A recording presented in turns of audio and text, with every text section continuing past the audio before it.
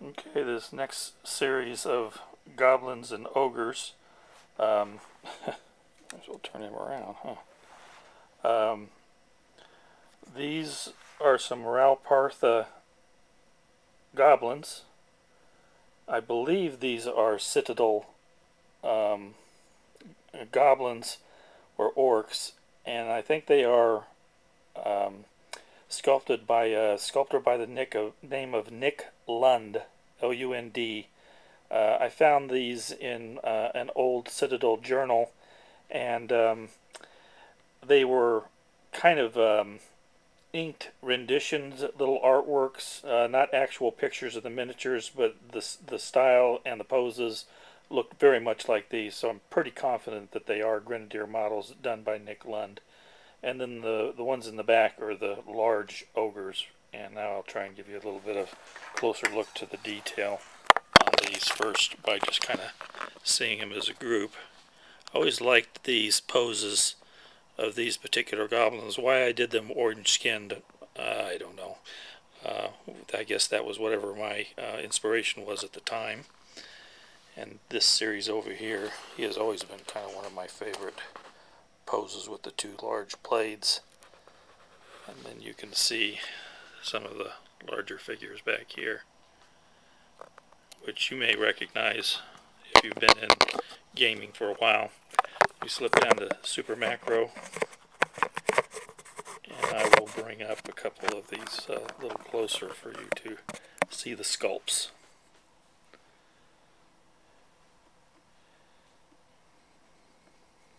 Ralpartha goblins, looking very like they are very hunched down, moving forward in attack. One carrying a mace, one having his speared or pointed shield up in defense. A spear thrower. And the one thing that I really did like about him is that the spear itself was a metal, hard metal piece, not the soft metal that the miniatures are cast in, but a almost like a tiny dowel rod type of thing, like a paper clip straightened out. So they were less likely to bend and break off. And the last one was this goblin holding his shield up. A very early attempt at freehand painting on the shield. And nice axe. So again, those were Ralpartha models. These, what I believe to be Nick Lund.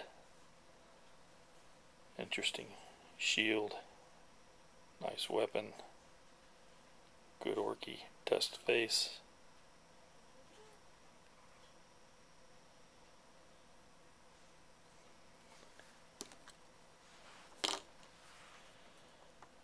Pretty decent sized miniature hunk of metal. Short, heavy blades.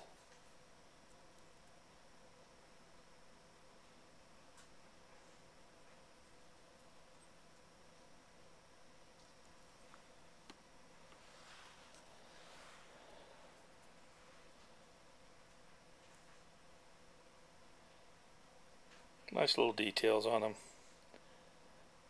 Had a little smeared blood on the axe. That's about as gory as I get.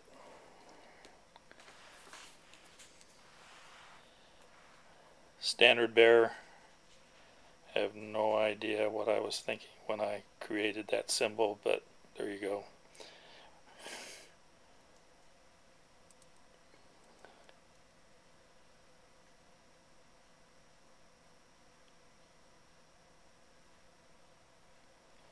Nice wooden shield on his back, furs.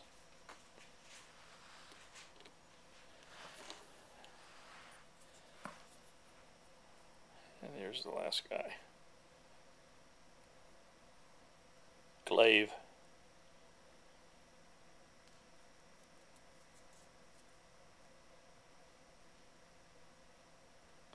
Little skull work on the shield. Nice sculpts.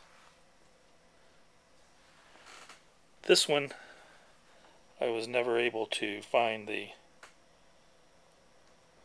company. He's a pretty good hunk of metal. Stands the size of the other Citadel ogres, and I think he probably is an ogre. Nice fur cloak. Shield that can also double as a weapon.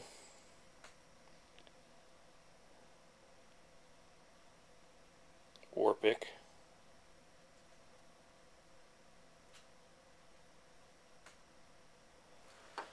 And then these three really came out of a series. Probably painted these about the same time as Thread the Barbarian. Yeah, this big war axe. Did a little bit of basing on him. Almost all armor.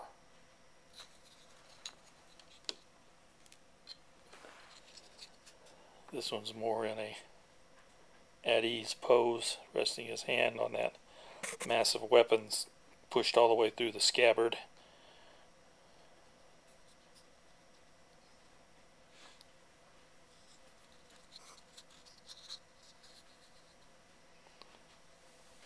Lots of chainmail.